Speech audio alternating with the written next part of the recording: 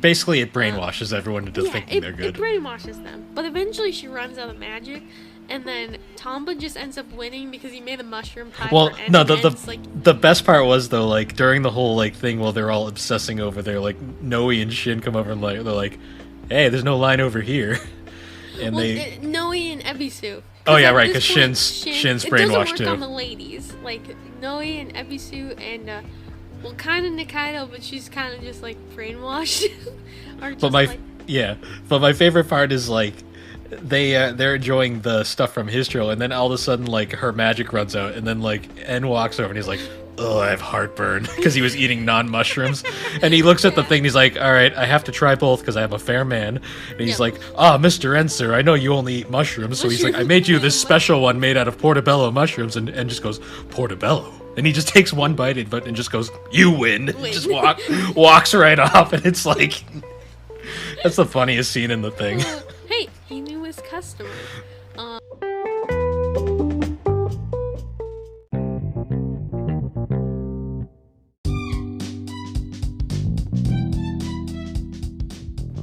Hey guys, I'm Bill, a one-time Instagram blogger and now a podcaster.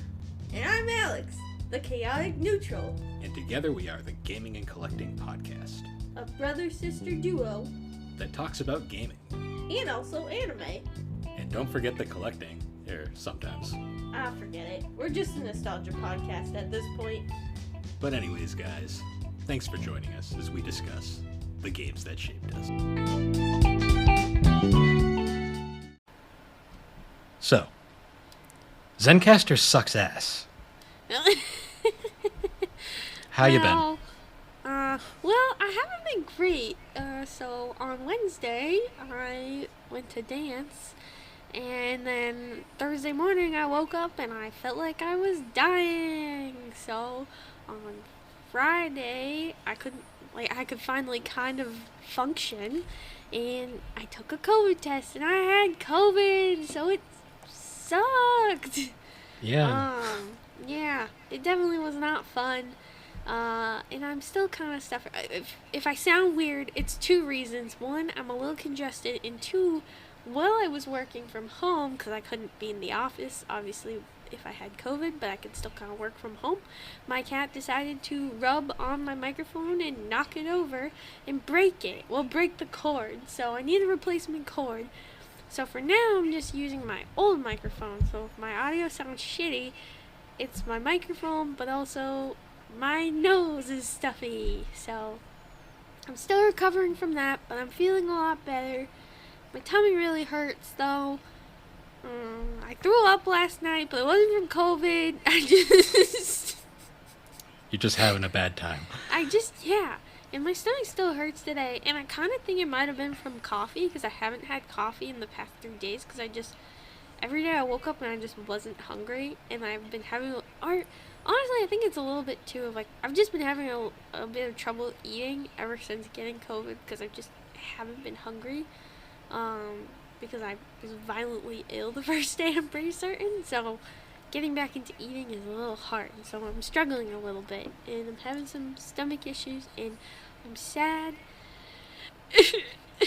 But other than that, it's good. I can dance and I can work out again, and that's really what I cared about, because sitting on my couch all day just fucking sucks. Did you work yesterday, or were you home yesterday? I stayed home, because it's 5 days you have to kind of quarantine at home, and then you can come back into the office, so, and I was really feeling fine by yesterday, like, I'm still congested, but, like, I was fine, but I needed to do the right thing and stay home.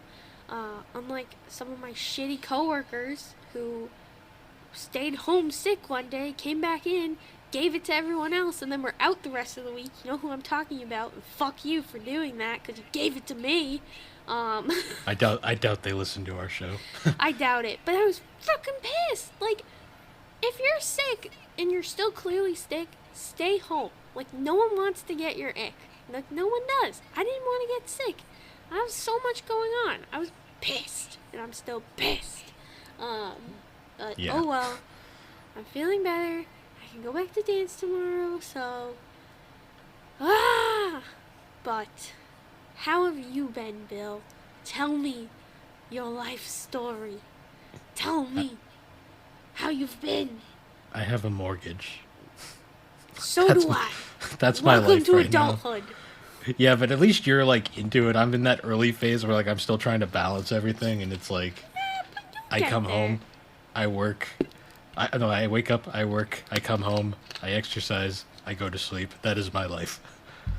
Occasional podcasts in between. Yeah, but I mean, and Bill, have you looked in your game room? I think you have plenty of things you could be I doing know, that I'm you can joking. catch up on. So I'm you have no joking. room to- I'm being facetious here. Sure. Trust me, you have plenty of things to do. I'm aware. I have 3DO games I need to play.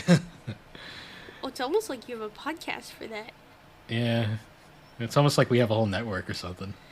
Well, no, we have two podcasts. That's a network. That you do. No, until I get my solo podcast, which I probably will never do, or it will come out like once a year. Lovely. You know, you were lucky you missed the freaking gridlock traffic yesterday heading home because there was apparently an accident, so. Yeah. Well, one thing about living where we do on the borders of Connecticut and Massachusetts is you have to deal with the Big E, which the Big E is a really fun thing in New England, but it also means like a lot of gridlock traffic on your days home during the season, so. Yeah, this was an accident though, like because Yeah. it was Well- like downpouring, and that's why. Oh yeah, yesterday was a ton of rain. Yeah. Well, it was really awkward because I went out. Sorry, I hiccuped. I went out grocery shopping yesterday because I like had no food or anything, but I wasn't really eating. But I was like, I should probably eat at some point.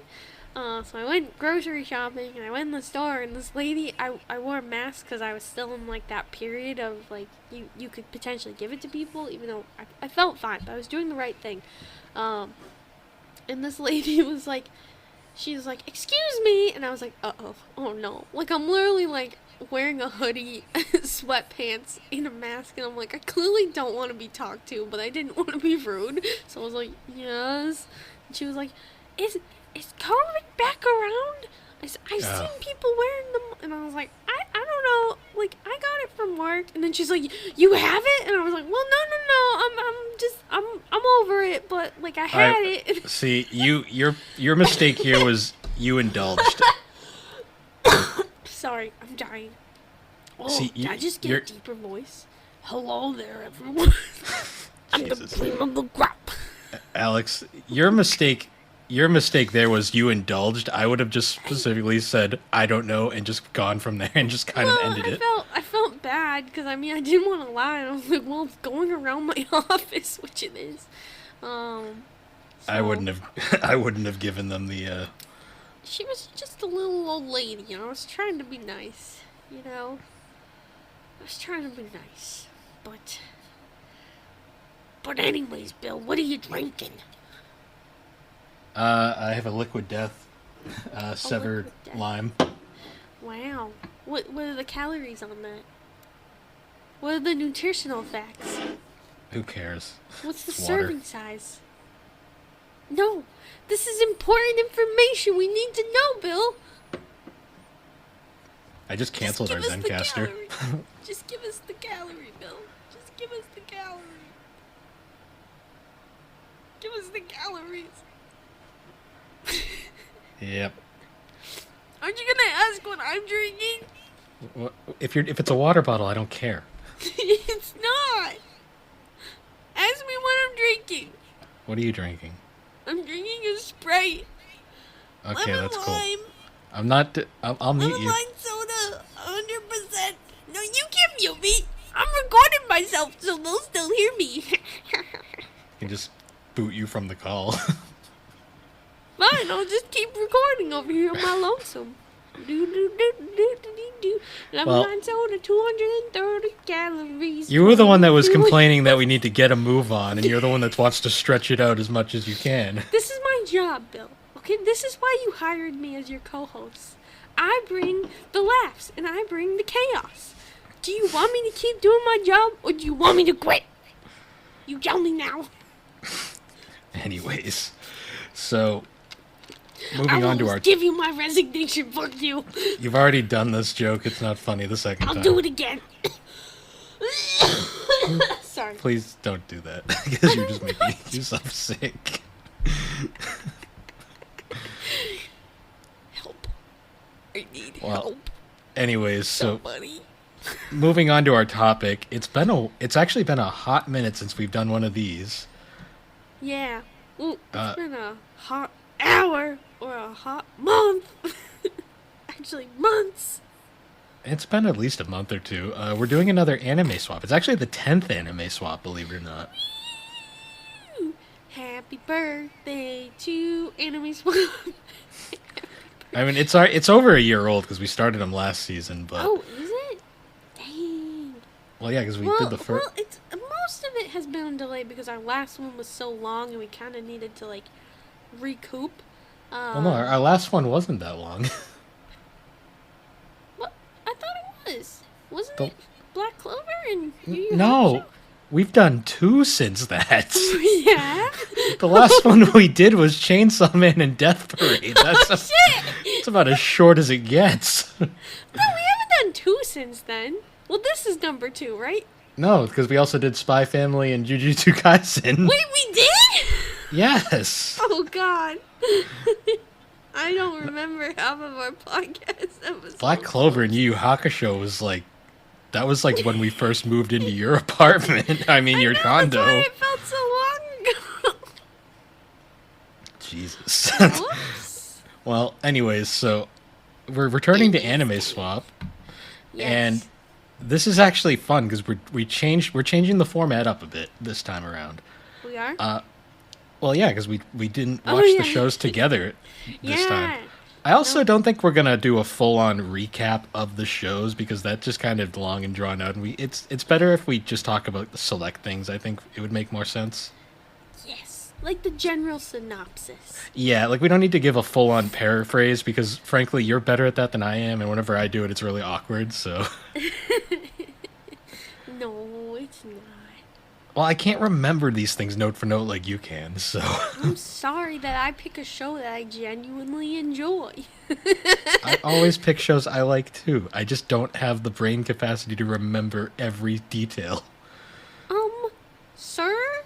Weren't you Mr. Boat Fact? You could just pull a boat fact out of your butt wherever you went. That's different because that was like a hobby No, it's at the not. time. This is the same thing. Yeah, but I can't do it in the time span you can do it. So, You're not a true fan. That's just all I'm hearing. You're not a true fan. No, well, anyways, so unlike previous episodes that we watched together, these because we live in separate houses now, we decided to try something different this time around, where we actually watched both shows by ourselves.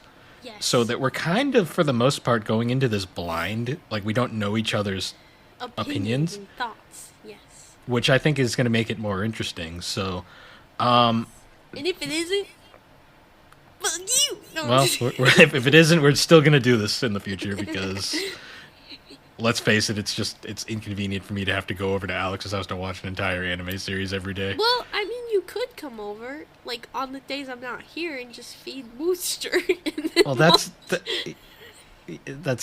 a waste of time. Like, I'll feed the cat, but I'm not going to watch an anime in your house. That's weird. Okay, well, can you do that tomorrow? Fine.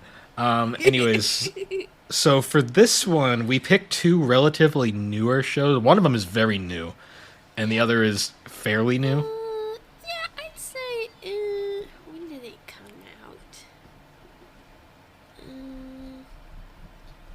I'd say it was like 2021 or 2020. I mean, that's still pretty new, in my opinion. Oh, no. Oh, wait.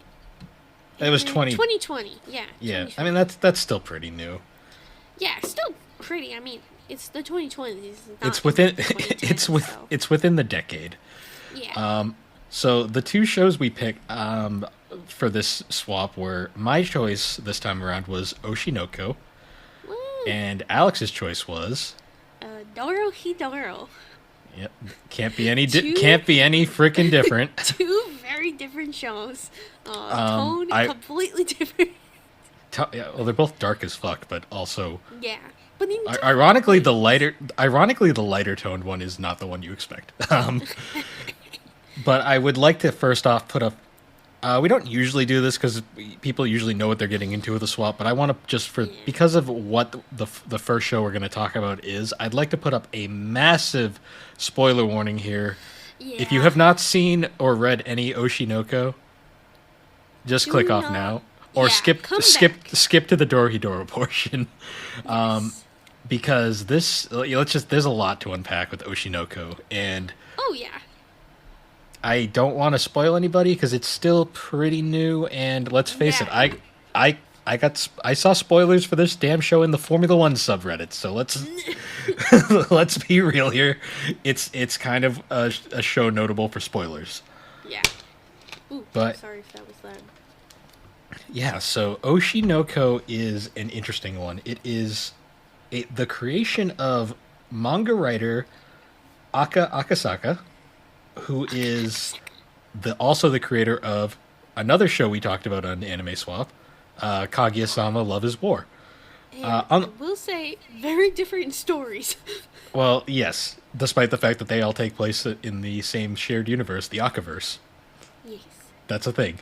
But yeah, so Oshi No Ko is what's different. The difference between Oshi No Ko and Kaguya-sama, though, one of the, besides like the actual story stuff, is unlike Kaguya-sama, which was written and drawn by Aka, Oshi No Ko is only written by him because he has retired from drawing manga, and instead the drawing aspect, the artist aspect, has been taken up by, I apologize if I butcher this, Mengo Yokoyari.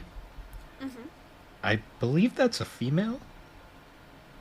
Yes, she is female. So there is a notable different art style to this show, despite the fact that it's in the same universe and has very similar themes to Kaguya-sama, which is a little interesting at first, but you get used to it real fast because you can still clearly tell it's the same writer. Yes. So, going into it, yeah, this one had been on my radar for a while, like, because when it popped up, I remember seeing it and thinking, like, wow, that's different than Kaguya-sama. He's doing, like, an idol thing now. That's so interesting. And then this is where it gets pretty interesting. So, this show has a very hard open, Yeah.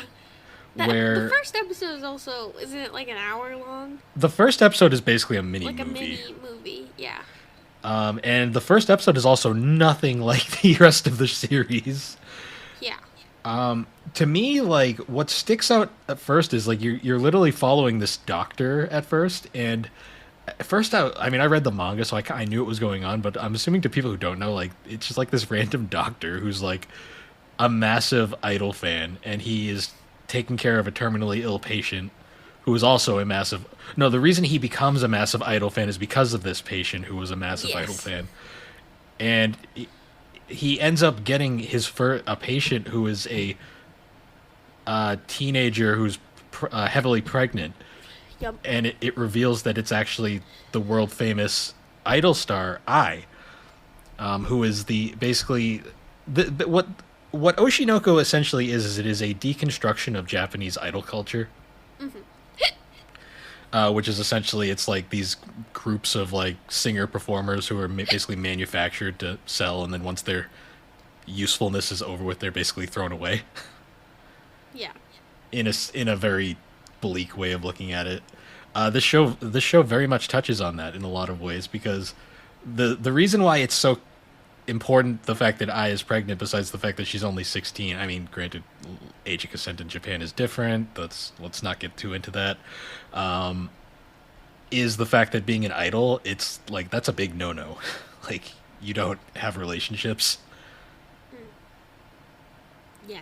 You don't do And yeah, so the whole basically plot is like they kind of go over like he's basically just like gonna be her doctor, and then right as it's coming up to the time where she's gonna have the kids, he gets brutally murdered. that. Yeah. He gets shoved off a cliff. Yeah, by a And they crazy never find his body. Yeah, basically. And Yeah. what makes it even weirder is, so one of the things that the terminally ill patient had was, she basically had said, like, made a remark about, like, wouldn't it be crazy if you just got reincarnated as the child of an idol? And she was a massive I fan, so it's kind of implying. And the doctor makes jokes about this too later on, which then kind of turns into the fact that I had twins, like two babies, one male and one female, and it's immediately very starking to the fact that you find out real quick the doctor got reincarnated as one of I's kids. Yeah, because he's fucking dead. Yeah, well, besides that, but also the fact that it's also revealed, it's not revealed who at first, but the sister is also a reincarnation of somebody, because there's just, like, some weird reincarnation meta going on. Yeah. But I mean, like, I don't know. I know it wasn't revealed, but I kind of knew who it was right away. Oh, it's not officially revealed in the anime, but it's very heavily implied via multiple flash. It was. Well, it's It is revealed. shown, yeah. It's revealed to the He viewer. doesn't know. Yeah. Well, yeah, the it's viewer revealed knows, but the- he doesn't. Yeah. So, for what we're saying is essentially that the girl is the terminally ill patient, which Yeah. is bizarre because she was apparently in limbo for a while, because revealed she died. Yeah. And yeah, so the show kicks off from there after I had the babies, where it's like she's returning to idol life and she kind of needs someone to watch the kids. And where it gets interesting is, like, then we get the point where we get introduced to her producer and his wife, who's at first comes off as, like, an awful character because she's like a gold digger. But then, like, the babies, She because gets they a redemption arc. she does. Redemption arc. Well, she's pissed off that she's basically been relegated to babysitter, despite not wanting to be basically only being in it to basically make money. Yeah. And the babies, because they can talk because magic, basically scare the shit out of her. Plot. Yeah, scare the shit out of her, keeping her from revealing the secret, because the baby's, like, existence is kept secret because it would ruin Ai's career. And during this whole thing, like, basically they're just kind of, like, bossing her around, and there's a really weird subplot where, like, so the babies' names are Ruby and Aquamarine, or just Aqua for short. Yeah. Because Ai is a very unique character. Yeah. She's very dumb, but also smart and very spacey. Yeah. Because it's revealed later on that she was like a street kind of like a offcast kind of. It was more. I think it was more like she grew up in an orphanage, and she kind of just had no one her whole life. And Yeah, she was basically she was discovered because she was beautiful, you know, and, like, he thought, hey, she could be an idol. So she just never really, you know, had anyone. So she kind of just was there for herself. And it reflected, didn't it, like, it also reflected in her earlier work, as they kind of will touch on later on. Yeah, because there's a very key overarching theme that I doesn't understand the concept of love. Yeah. And as it goes on, we kind of get a whole bunch of, like, you kind of see the progression of Ai as an idol, where she's hitting that point where idols become obsolete. Yeah. And well, she's it's kind of like culture here. Once you hit a certain age, like, you're delegated from, like, I don't know, look at, like, Miley Cyrus, where she was, like, America's sweetheart, and then she hit that more adult phase, and then she turned started into- riding on wrecking balls and twerking on stage, you know? yeah, but, like, the media is so harsh on her, like, was so harsh, and it kind of reflects in all people who, you know, are a celebrity or a singer or something, or an idol in Japan. Like, you hit a certain age, and then suddenly you go from being everyone loves you to everyone hates you. And it is, like, sad, and I'm sure it's very traumatic for those who are in those positions. Well, especially in Japan, where, like, idols don't really make anything. It's more they kind of have to, like, they have to, like, work out contracts and stuff, and it's... Yeah, and, like, the fact that, like, a lot of idols, like, train, like, for years before they actually go out and start performing and start, like, actually hit the stage. Like, they'll train for many, many years, and then they'll debut. And then they really only have a few years for that debut that they've been training for multiple years. It's very interesting when you look into that lifestyle for, like, the K-pop and the J-pop groups. It's very interesting. Well, it's also very, like, it kind of hits home, especially if, like, you pay attention close to, like, the show's opening theme. The opening theme has The name of the song is ironically "Idol," Yeah. and it has a quote that kind of stuck with me. That just because it's very like dark when you think about it, where it's like the line in so the lyrics are in Japanese, but the Sentai was very nice to actually translate them, which is kind of cool. Yeah. And one of the lyrics is literally, "What did you eat today? What books do you like? If you went to play, where would you go?" And then it cuts to the person responding saying, "I didn't eat anything. That's a secret. She's evasive no matter what she's asked." Yeah. Appearing plain but also brilliant. It's like you read that and you kind of realize, yeah, that's dark. Very dark. Oh, it is. But going back to the progression, so like we get to this point where Ai's trying to like branch out into other work, like she tries to get an acting gig, and like she's actually famously edited out of the project other than like one scene because she's more beautiful than the lead. Yeah, and she was more like she was just the camera was more drawn to her, and they were okay with that because they wanted the lead to be the star. Yeah, so they edit her out, and then this is where you get kind of Aqua's interesting like backstory where They've grown up a little bit at this point too. Yeah, They've they're gone from baby to toddler. They're at the age now where it's not weird that they're talking. Yeah. But like Aqua literally makes a deal with the director who he befriended, and like basically the director's like, "All right, I'm making a small movie, and I'll let I be in it, but at the one condition that you must also be in it," because he's like apparently an acting prodigy, even though Aqua wants nothing to fucking do with that. Well, and what was fun about that scene too was like, it wasn't even that he had to act. Like he picked him for the role specifically because the role was because he's creepy as fuck. Yeah, I mean the fact that like there's a toddler that's speaking so fluently and like clearly like an adult, it's creepy and it comes off as off-putting. So he chose him for that role.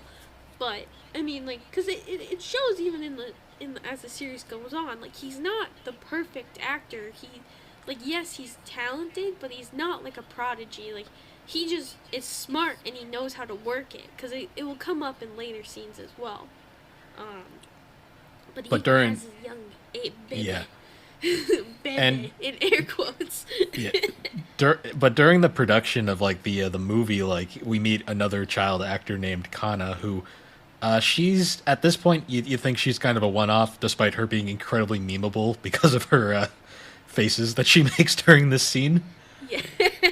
Eating the ice cream, crawling across the floor, you know. But Sorry, I'm dying. yeah, and Kana's an actual professional like child actress, but she gets like completely destroyed in the filming by Aqua, who doesn't even try, and then it completely like destroys her self-confidence. Well, Which is it's another. not even completely that too. I think it's more her story's interesting too because I'm sure it's happened with other people as well. But hers was interesting because you know she kind of was always told she was this prodigy, and she became very snotty and very bratty. And in the end, people didn't want to work with her anymore. Yeah. So she lost work and she lost jobs and She's also a child though, so it's No, like yeah, you got to but give her a even- little grace. Oh yeah, no, I definitely give it a little. I agree, but I also know like I did dance for years, and I remember Yeah. watching kids that like I helped teach, and you know they went from sweet little like angel to suddenly they were like doing really well, and then they just turned into a brat out of nowhere, and it was really sad because like. They were the sweet kid, but everyone just was like, you're the best, oh my god, you win, you win, you win. They put them on this pedestal, and then for some of them, it just goes to their head. And, like, thankfully, like, for some kids, they have a parent who's like, no, you back her down, and you be grateful for your, like, the opportunities you have. But not all people have that. So, Yeah. I completely understand what happened, and sometimes you gotta hit that wall and realize, you know, maybe I need to square up and I need to be a little more nicer or Yeah. I'm not going to do well in this industry, you know. Yeah. We'll get to Kana more later, though. Yeah. Because she's really not super important here other than just some early character development, because... Yeah. Well, she's Aqu- going to come back around, so they need Well, the yeah. connection. But Aqua basically nails his part, and it's so effective that, like... It literally, like... It's so effective, plus, like... Ai's, like, striking, like, look really affects the, like, it basically really worked for the film, and the low budget film that they were making literally becomes a massive hit because of Yeah. Ai's performance and Aqua's performance. Yeah. And this basically kickstarts Aqua, like, I'm not Aqua, I Nice. progression where she's getting roles left and right, and it's basically she escaped from the fate that most idols do. Unfortunately, though, the slight caveat to this is the idol group she's part of, they're basically carried by her at this point. Yeah. And we kind of go through a couple things. It's showing that like the group's progressing and everything's going well. Like she's like the kids are growing up still, and like she's very happy. Like she clearly like loves them, but she's not sure how to express it. Yeah. And we get like That scene is really tough where she's like, I don't know if I can say, because it's almost she's coming from this place of fear that if she does say it out loud and doesn't feel it, she'll regret it forever. So she just kind of holds it in and doesn't say it. And you don't notice it until she kind of announces it, that she Yeah. never said I love you to them, but like you've never noticed. But then you think about it and you're like, no, she never did. despite showing obvious like love. Oh yeah, despite, clearly like she loved them. I mean, one of the scenes you forgot to touch on, which is when they were still babies, is they actually begged the To go to one of her concerts to and go to like one of the concerts. Since that scene, you've probably seen gifs of the two babies dancing, and there's that face they show like where she's in a newspaper and she just looks so happy.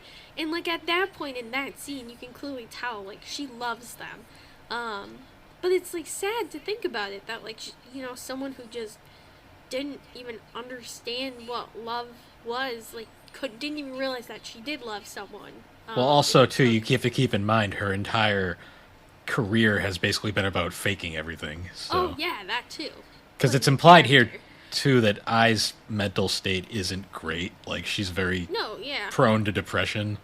But I mean, completely understandable. Given Well, her yeah, upbringing and, it's also just extremely common with idols. yeah. But yeah, so we cut to then we get to this like, so there's one very key scene that happens here where the kids make an offhand comment about not knowing who their father is, because that's kind of the running mystery of the series. Yeah. Big major spoiler, so because the manga is significantly farther ahead, I will say. But yeah, so they make this offhand remark, and I overhears it and freaks out kind of, and basically does essentially the worst possible thing she can do and calls up the father. Yep.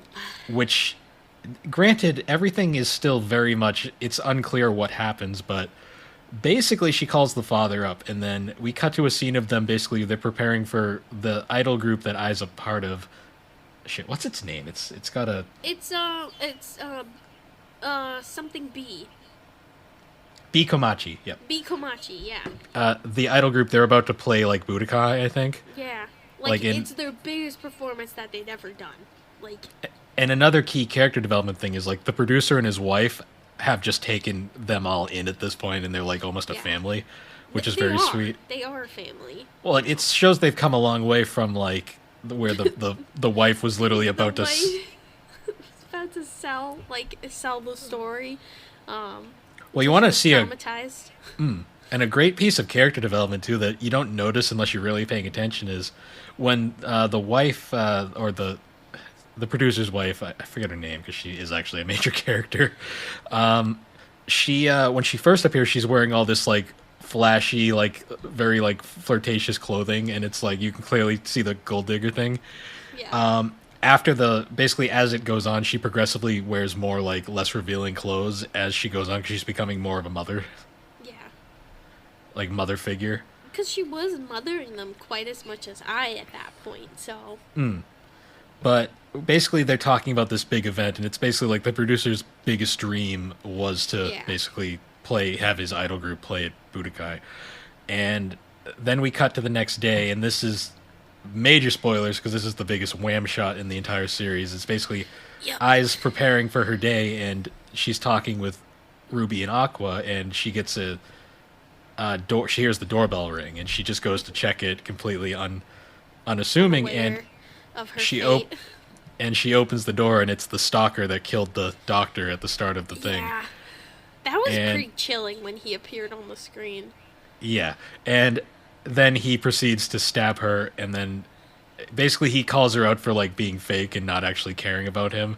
Yeah. And then I completely shocks him by actually knowing his name and actually basically telling him she remembers him from like a meet and greet, and yes, and which completely breaks him. him because Breaks he him. proceeds to run away and commit suicide like 5 minutes later. Yeah. And then I tragically is mortally wounded at this point, and basically Aqua's there, and basically she finally at this point tells both of them that she loves them and that basically this is the end of her story. Yeah. And then we get that wonderful shot of Deadeye. Yeah. That's basically the spoiler shot that most people were sharing around at the time, because Yeah.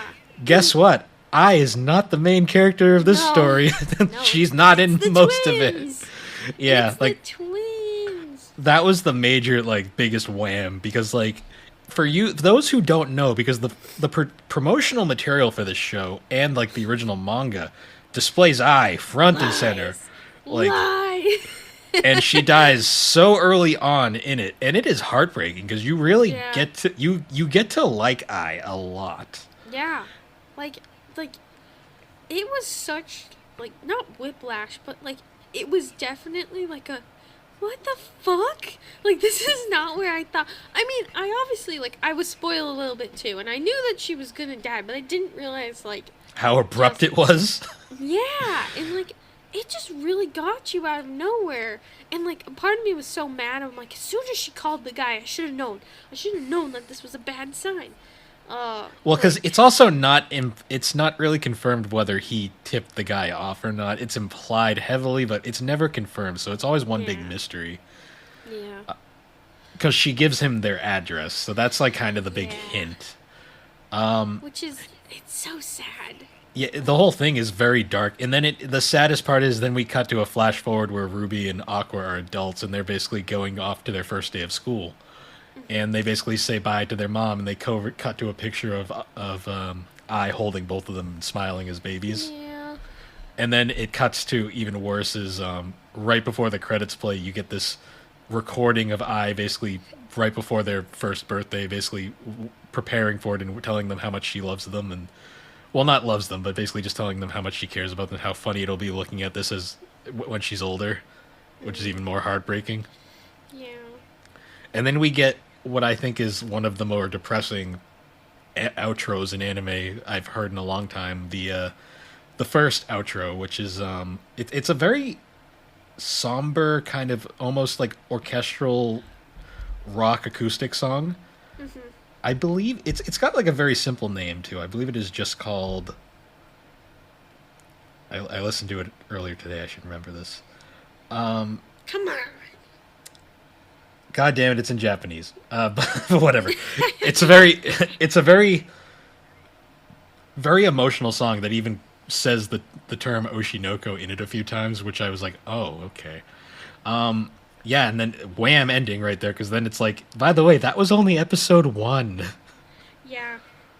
That is like the craziest part of like it really and I will say it's a very well done first episode because you're hooked. Like Well, you yeah, are 'cause- hooked, and I could not stop watching it. Like it. Well, because if you get to the scene where she's murdered, it's like if you made it that far, you're like now you're in for the long run because you got to know what happens. Yeah.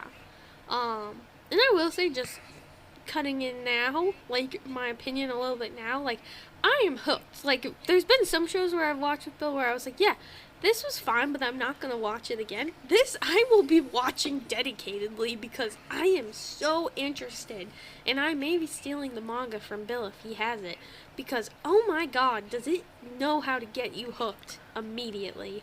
Well, unfortunately, the official releases are only up to volume 3 out of like 12, so Okay. there's a lot that's not officially translated yet. So I need to sail the 7 seas. Is what you're saying. Probably, because you're not. Because I hate to break it to you, but what I own is stuff you've already seen. It's okay. One Piece is my favorite anime for a reason. Yeah. So Pirate. But yeah, so then we cut to the actual series proper, and now it's a completely different show. Because I get so one overarching theme with this show is where Kaguya-sama was more of a like romantic comedy with some slightly psychological themes. This show is a straight up deconstruction of idol culture, and then Murder mystery. murder mystery slash revenge plot, because Yeah. we cut to the two main characters are very interesting to me because they are very different. They're so opposite.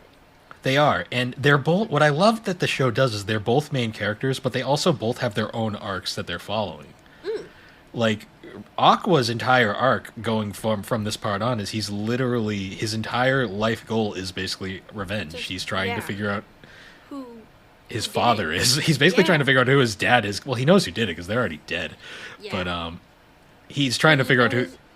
He knows that whoever killed him got the address from the father. So Yeah. I mean, So he's basically his goal is he's trying to figure out the mystery of who Ai's lover was.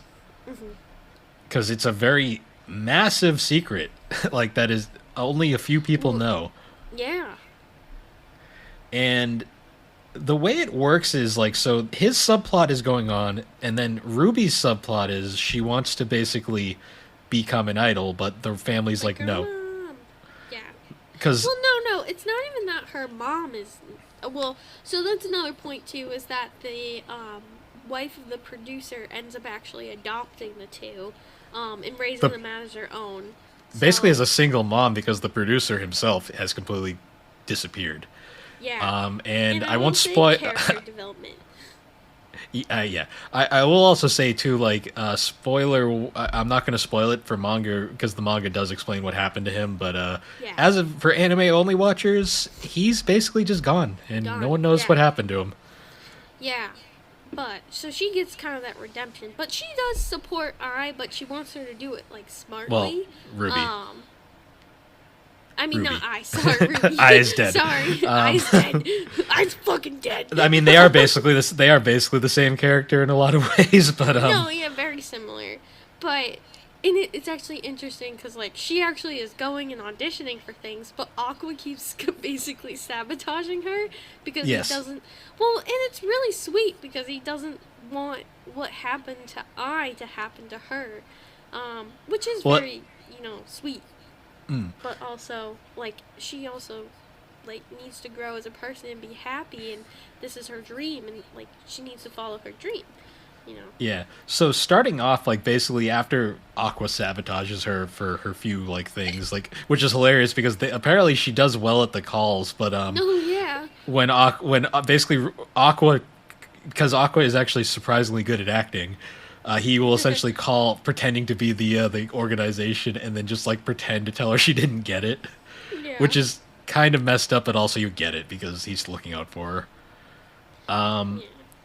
But yeah, so basically Ruby's initial character arc is she's basically trying to become an idol, and basically after getting rejected, they finally make a deal where they're gonna restart the idol, like the studio, and make a new idol group, because the studio still exists. Well, the company that had Bikamachi was representing Bikamachi. They still existed, but they were focusing more on social platforms and like. With so- the cursed thing. Hey, Well, he is one of the best characters in the damn show. No, I hated him. We'll get to him though. But yeah, so they decide, all right, we're gonna make an idol group, and then basically like Ruby's like, great, we don't have anyone else. Yes. Just to kind of, I love what you said. We're not gonna recap the series, and then you proceeded to recap. Well, the no. whole I'm not series. going. I'm skipping things, and you're Sure, going back and bringing the things I skipped up. Because they're important. You keep missing the good shit. Yeah. You're not pointing out the good stuff. Well, anyways, I'm not explaining every little thing Aqua does because I want to cut to the important scenes, particularly the first major scene where he gets the job at the cheap internet movie show thing. It's not a TV production; it's like an internet show, Yes. and it's like this it's basically an adaptation of a manga. And he basically the whole reason he gets roped into it is because of Kana, and it's mostly because he's the producer of it is one of the people that was listed in Ai's cell phone. In the phone book, yeah. Well, because I had 3 cell phones. She had her work one, her personal one, and then the secret one. And the secret one has all these different phone numbers and things that like Aqua's using to track the potential identity of the father. So he does this whole production, and basically it's a shitty like bad production the entire time, but because of how well they do the final scene, it ends up getting like a lot of like props, and the producer basically tells him like, "Hey, I like your work. If you want my information, do me a favor." And he's basically like, "I need you to be on this dating show." And he's such a fake ass bitch on that show. Oh my god. Well, they're all fake ass bitches on that show. I know, but his is the funniest because it's just so uncanny. Yeah, because going into Aqua's personality real quick, he is like literally just like angst, like, and like doesn't have any time for bullshit. He listens to a lot of My Chemical Romance in his He's honestly a more serious version of Mayuki from Kaguya-sama, if that was possible. Yeah. Well, Mayuki has those like goofy, silly moments, and he doesn't have as many as them. Mayuki's serious, but he's also a fucking goofball with his inability to rap. He's a dork. Inability to do anything without Chica. No, even Chica can't help him. He's that hopeless. Some things. He's a good student council president, but this isn't Kaguya-sama. Yeah, so Aqua is like very serious, but like he is surprisingly good at acting, and like he can pull off these really good performances when he needs to. So the whole arc based around the dating show is basically it's a fake TV dating show thing it's basically just it's kind of like The Bachelor. I don't know the best how to describe it. It's probably more of like it's not even that. It's more of just like a way for some idols. I wouldn't even call it that because it's not like they get together. It's like a short series where they're just like occasionally peeking in on their lives, but it's like not their lives because they're all pretending, that they're but they do end up together at the end, kind of. Well, yes, but not during the show. Yeah. But yeah, so this one you meet a whole bunch of people. The cool thing I loved about this arc is like you'd think these people are all fake asses, but they're actually all really nice people in reality. Oh, yeah. And basically, like, there's a whole bunch of, like, fake drama happens. Like, Aqua plays into it until one of the particular actresses in it ends up, like, getting kind of in a weird situation where her emotions get the better of her and she accidentally... So, like, it's interesting. So she's more of a trained actress. Like, she performs in stage plays, and she's very talented at that. So when it comes to this show where they're kind of more, there's no script, there's nothing, it's just all kind of, like, the producers may push things to happen, but really it's just them kind of creating conversation and stuff is happening. There's no script or anything.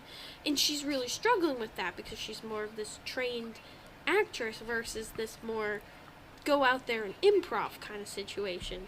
So and there's really another girl who is very outgoing and basically nails it. And she's like, this is her thing, and it's just not her thing. Yeah. And she basically tries to like hype her up because like the whole time she's getting crapped on for not appearing enough.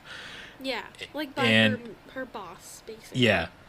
And basically what happens is like she basically tells her, "All right, I'm gonna like mess with you and I'm gonna go after all the guys and get in your way," and she basically just plays it off like, "Oh, that's funny." And then the second she actually does it, like she gets like this emotional, like basically she loses control of her emotions and like basically like hits her and it accidentally cuts her face because she has sharp nails. Mm-hmm. And basically she immediately gets over it. She's like, "It was an accident, don't worry." But it causes a massive, this episode actually is entirely basically a deconstruction of social bullying and like cyberbullying. Mm-hmm. Where like basically all the internet commenters act like she's the worst human being ever, and they basically drive her to try to commit suicide. Yeah, because as many people may not know, but you should know, is most reality TV is not as real as you think it is, and they cut things together. But the people online don't know this, and they think it's all real. That. So they proceed to bully her and Yeah, and she proceeds to try to jump off a bridge until Aqua shows up and legit stops her and basically tells her off, like, what the hell are you doing? Yeah. And because of this, like, she actually considers leaving the show after she recovers. Yeah. But Aqua, being a brilliant editor, throws together this he basically leaks online onto their social media this like edited clip of basically all the behind the scenes, like the real Yeah. shit that happens, and it causes it causes everything to turn around, and then they can move on with the production. Well, And and one thing you didn't touch on too with that is that I think, like, one thing is Aqua almost feels very, like, connected to this. Like, he doesn't want to see, like, another idol die.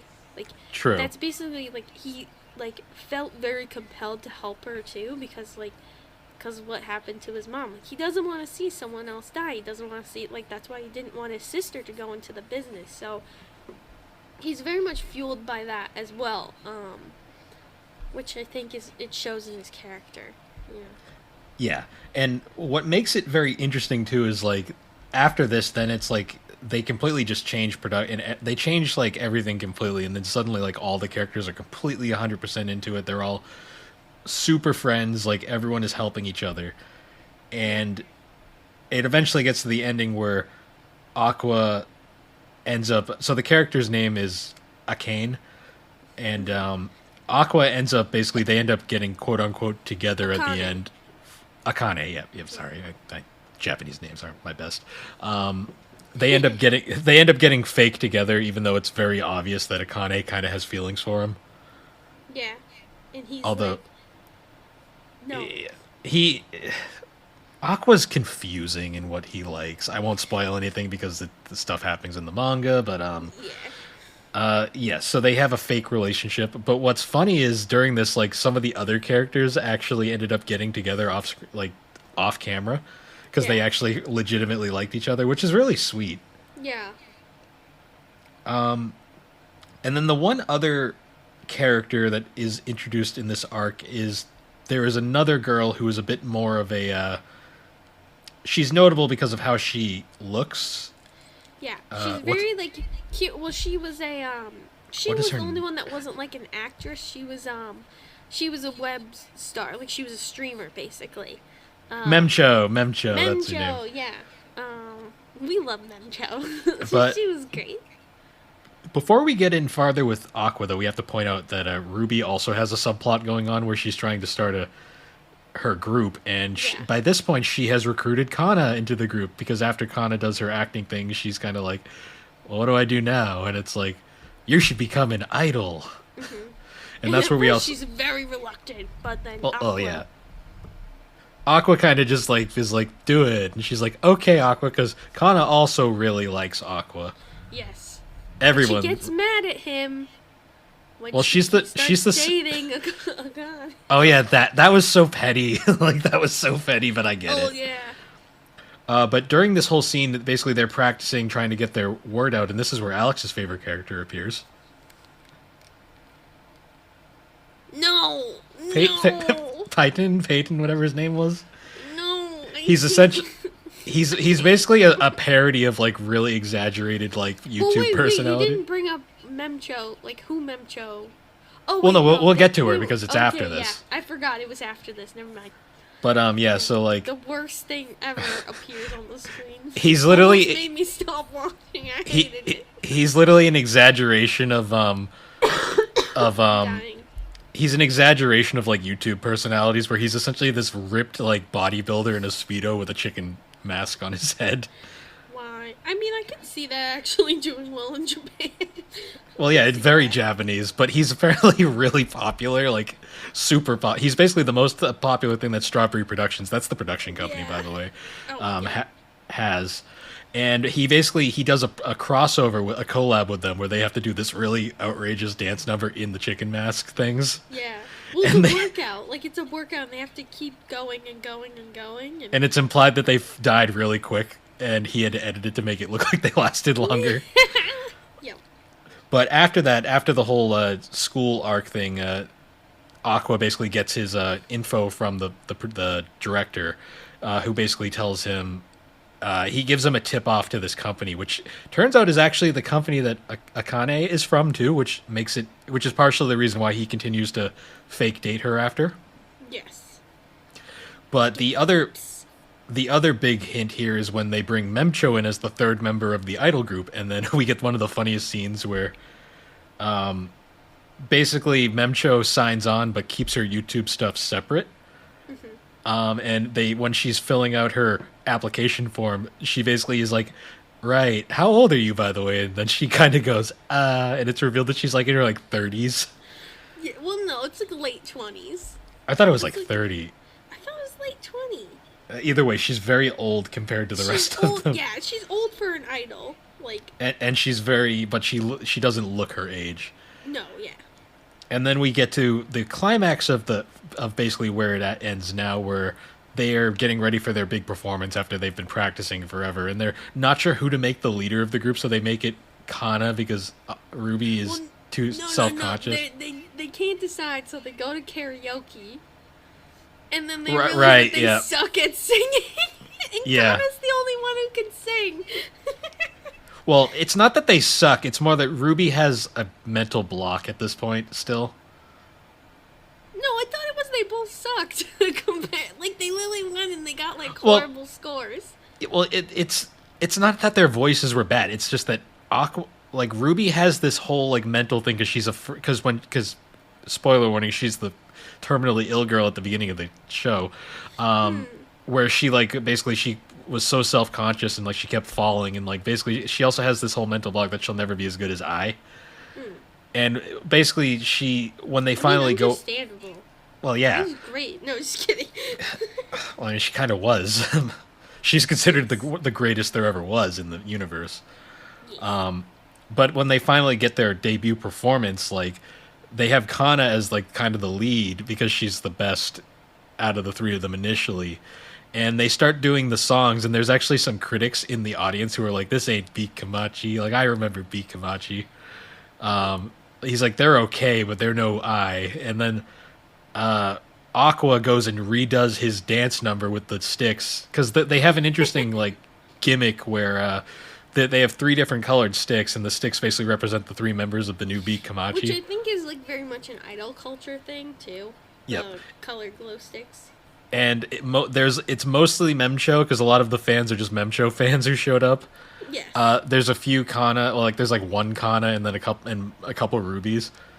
And during the performance, like Ruby finally gets over her mental block, and like she full on goes full I, like her personality shines through. And like all the critics like of like who see it, all of a sudden like they get it, and they're like they all immediately get like Ruby like batons, and like it becomes very clear that Ruby's going to be the leader from going forward. And it kind of ends on a bit of a note there, because there's obviously way more story, but they kind of ended it off on a nice note. It also like Kana, like you missed like Kana, like feel after like Aqua is out there dancing, she gets more comfortable too. And she's like, and she kind of takes, because she's gonna be the lead of the group, not Ruby. Kana's the lead. We don't know yet. It's kind of up in the air. Okay. That's not what I got from it, but okay. Well, anyways, but yeah, so the show kind of ends on like a pretty positive note, even though it's still pretty dark and we still don't know a lot of things. And season 2 has already been confirmed, so that's coming. Lucky you. Well, what? Me too, I guess, because I like this show too. But well, yeah, you were. You were the one that said, like, I am hooked. I'm going to steal manga because I want to know what happens. Well, yeah, but I'm just, you know. Yeah. Oh, Alex, you have One Piece, and it's live action's getting a second season. Don't be salty. Oh, yeah, true. Yeah, we do have the best anime, manga, and live action, so. Yeah. Well, bam! But going on, though, like, it... Honestly, the ending leaves so much to, like... It just leaves you wanting so much more. And like it's weird how despite dying in the first episode, I just continues to be like this like overarching theme like throughout. Also, I gotta say, I really liked the side characters in this, like especially like all of Ruby's school friends, like the ones that aren't part of like the one with the southern accent that you were very confused by. Yeah. That's just a thing that they do in dubbing for like any time it's like from the like the I forget the name of the region. It's like the Kansai region. I think it's like, wasn't it It's Osaka? well, Osaka's part of that region, but Oh, it's okay.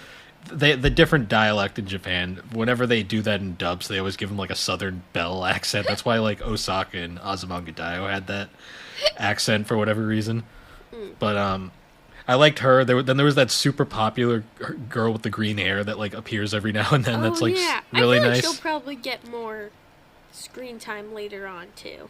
Possibly. Maybe. And I love the fact that like all the characters are super developed and it's only been like 4 episodes. It was only like 12 episodes. Oh yeah, well you didn't even say like where it kind of leaves off to start the next season too. Yeah. Like, But- because it ends off where he kind of found his next clue into like, okay, maybe I'll be able to find our father by getting this gig, and then it kind of leads you into like what the next season is going to be about. Did you notice the subtle character development on Akane though towards the end? Yes, where she's Where, a like- little more confident. Well, also like her Also, she you notice she's growing her hair out all of a sudden. yes, I did notice 'Cause- that a little bit. Well, because the whole thing is like she wanted to know what Aqua's type was, and Aqua's type is I. Because it his mom. it's weird because the reincarnation shit makes this show really fucking weird. I'm not gonna lie. It does. Especially, it gets even fucking weirder, especially because when you realize, like, the doctor had promised to marry the terminally ill girl.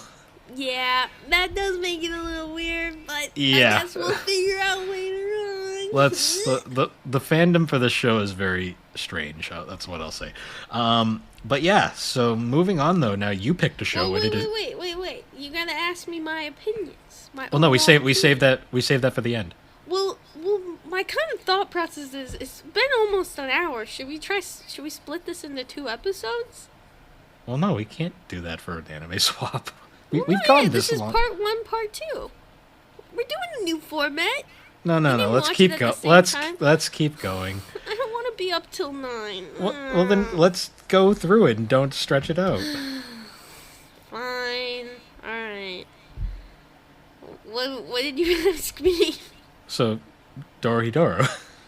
Yeah, I picked Dorohedoro. It doesn't have a season 2. Which stinks. But So, what was your whole thought process behind watching this show? Because this seems like such a left field show for you, and it's now like one of your favorites. yeah, so I remember I watched it back in. I first watched it back in my old apartment. Before you lived there. Like, pretty much, I believe, like, when I first moved in. So I'm pretty certain I watched it 2020 or 2021. So I watched it pretty much after it came out, I'm assuming. And that was my first time watching it. And then I kind of forgot about it. And then I rewatched it. And then I was like, damn, this shit's good. And I think I more thoroughly watched it the second time around. But honestly, it was a show that, like, I would not necessarily watch, but I saw it and I was like, you know what? I think I just watched Jujutsu Kaisen, so I already picked something that was like kind of like a little darker, and I was like, you know what? I'm gonna watch Dorohedoro. I'm gonna see, why not? See what this is about. Because they're both by Jujutsu Kaisen's Mappa, right? Yep. Yeah, so they were both Mappa, so I was like, you know what, this is Mappa, I'm gonna give it a shot. And the first time around, I mean, it left an impression that I liked it, and I watched it, and obviously I wanted to watch it again. And when I watched it for the second time around, that's when I really got hooked. So kind of to set the series, it's kind of in this post-apocalyptic world. But there's it's like a real world of shit, but it's like only there's some of the world. So there's 3 dimensions. So there's 3 realms in this world, which is the whole, which is the the hole, this kind of really shitty, dumpy world, which I would almost say is more of like not Earth, but like it's like a slums, like it's a really crappy area. And in this, in the hole is basically people who don't have magic. They aren't sorcerers, so sorcerers are a big part of this series. The next area is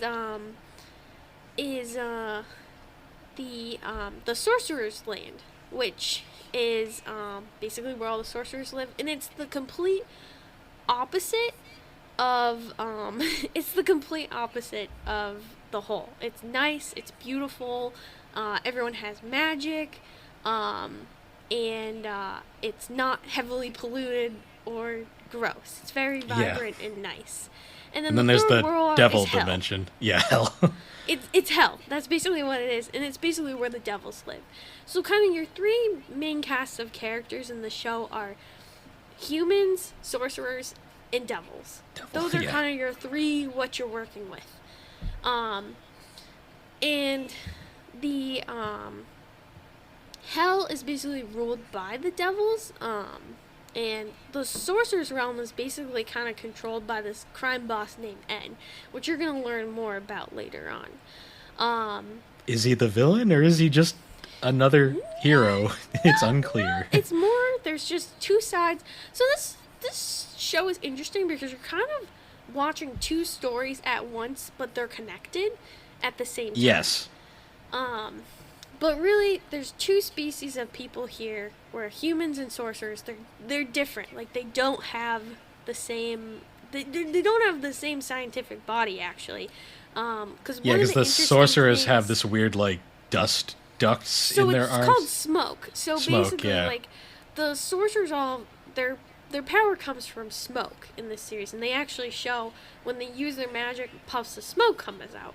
And they actually show, because at one point, one of the characters in the show, he was living in the hole at one point, but he was actually the son of a sorcerer, but he wasn't able to access his power. So one of the things sorcerers do is they will actually cut open their arms to get to their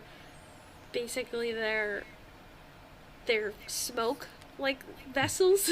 I think they called it, like, smoke duct or whatever. Yeah, they're smoke ducts or something, and they'll actually do a surgery that can enhance it or can just have them bring their power out. So it is interesting, and it can get really, creepy and kind of like, creepy crawly.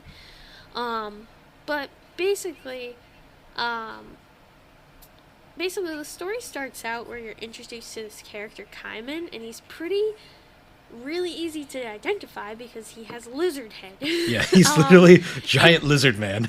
I will say one thing. So I've been reading the manga for this as well. He looks a lot cooler in the manga. Like, well, the anime, yeah, they did a decent job though. I will say.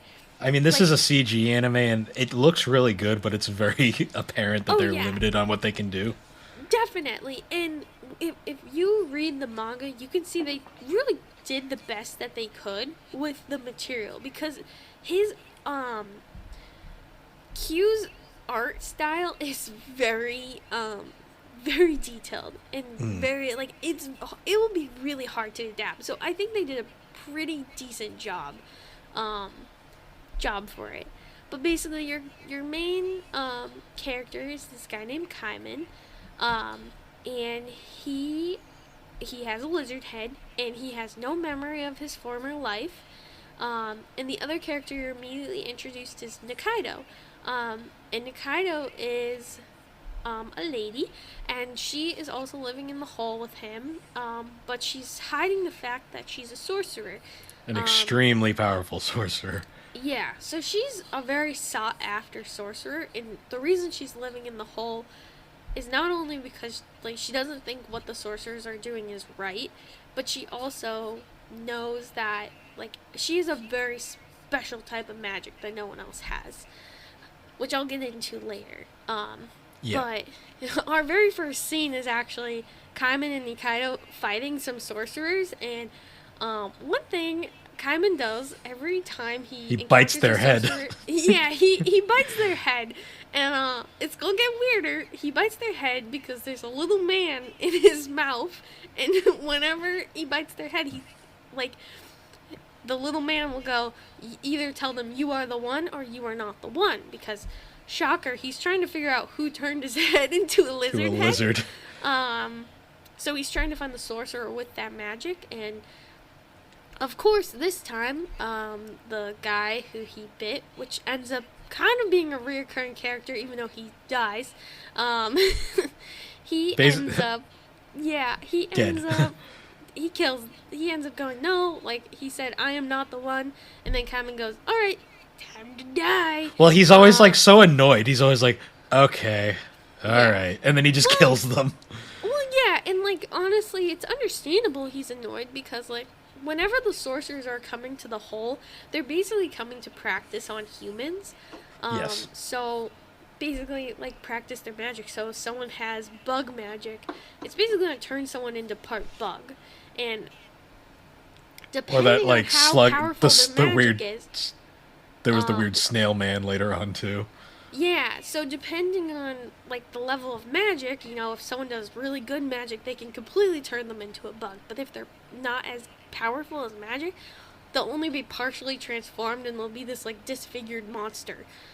Yes. And basically, the only way to basically, for a spell to be broken, is to kill the sorcerer. So, yeah. So, a lot of the times they have to kill the sorcerers in order to help someone, you know, in the end. So, basically, that's kind of the main plot, is, like, Kaiman is trying to figure out who he is, Nikaido's trying to help him, but you're introduced to some other characters along. Sorry, The better, the more interesting characters. Well, they're all interesting, but I love these guys. Yeah. So, two more characters you meet are Shin and Noi, which are they are two powerful sorcerers for the N family, which I mentioned N earlier, who kind of runs the sorcerer's realms. And they're known as cleaners, and they're basically, you know, they're basically working for him. But their kind of subplot is that they're actually looking out for a gang of low-level sorcerers known as the Cross Eyes, which is going to be an immediately red flag to you, because Kaiman has cross eyes. He has cross eyes, but he doesn't really know these people. And the little man in his head also has cross eyes. Yeah. So that's kind of happening at the same time. And at one point, so one of the ones that we met earlier, the first sorcerers that we countered, his name was Fujita. And Kaiman murders his partner, as I said. So he's kind of at the same point also having a revenge plot, but also working for the N family. But he ends up partnering with this other sorcerer named Ebisu. So I think, like, it's the very next, like, episode. Oh yeah, Ebisu, Skullgirl, who Kaiman rips her face off. Yeah, literally. So Kaiman and Nikaido are basically, they had just met up. I think you like, Kaiman had just finished a shift at his job because he does a part-time work at a hospital where they help people who are affected by the sorcerers practicing their magic. And then they end up meeting up. They eat some gyoza, I think, because Nikaido makes some bomb-ass gyoza, and every time I see it, I just want to eat gyoza. Yes. There's a gyoza fairy, too, and he's wonderful. But Ebisu is in the sorcerer's realm, and at one point, so when Fujita ends up going back, he ends up telling them about Kaiman, and it actually brings an alert to N that, okay, we need to kind of figure out who this person is. So they actually lock down the doors, because sorcerers travel by these magical doors, and they basically open a door and they can leave. So he basically locks it down so no one can leave. No one can go to the hole, but no one can leave the hole. So Ebisu is stuck in the hole. She's been trying to leave, and it just so happens that Kaiman and Nikaido are sitting down and eating lunch, and they basically see her door appear as she's trying to leave. So of course, they're gonna go. Kaiman's gonna go bite her fucking head off. Um, Unfortunately for Ebisu, she gets like caught in the door, and basically right before the man in Kaivan's head can reveal whether she's the one, she gets ripped out of his mouth, but her face stays behind. yeah, so Fujita, who was kind of seeking revenge on Kaiman, ends up going, like, finding Ebisu, and he ends up basically pulling her out of there, and unfortunately her face is torn off. And she also kind of loses her mind at this point.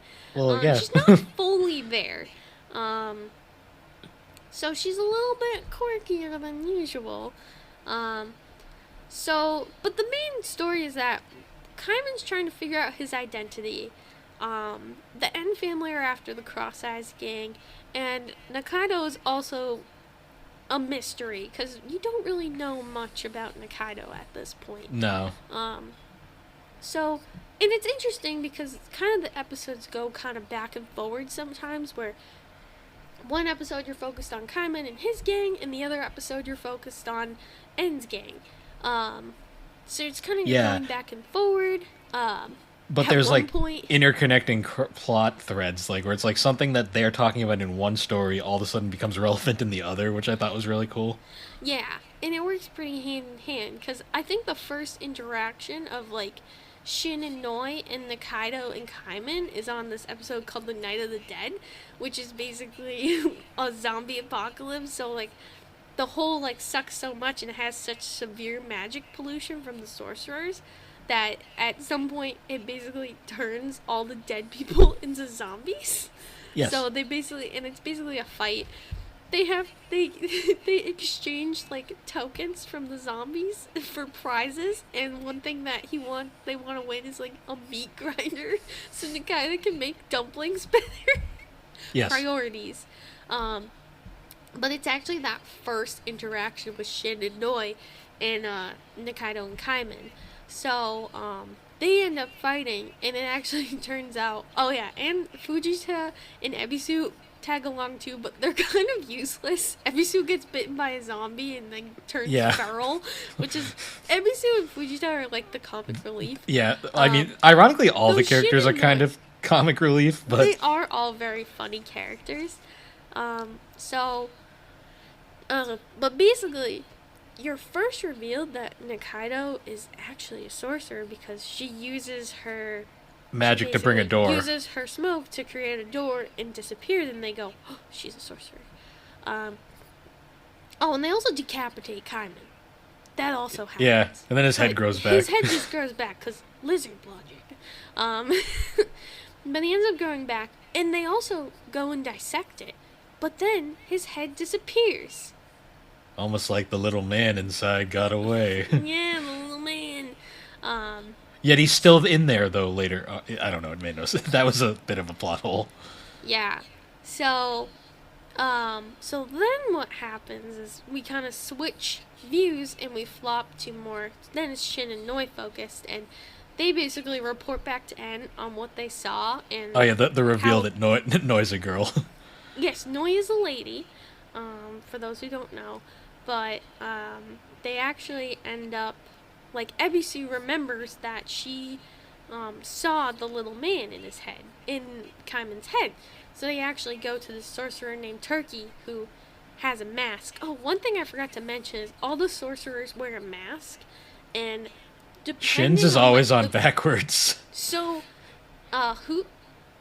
Shin's is always on backwards. But also, so one thing that's kind of quirky is the quality of your mask also determines your magic.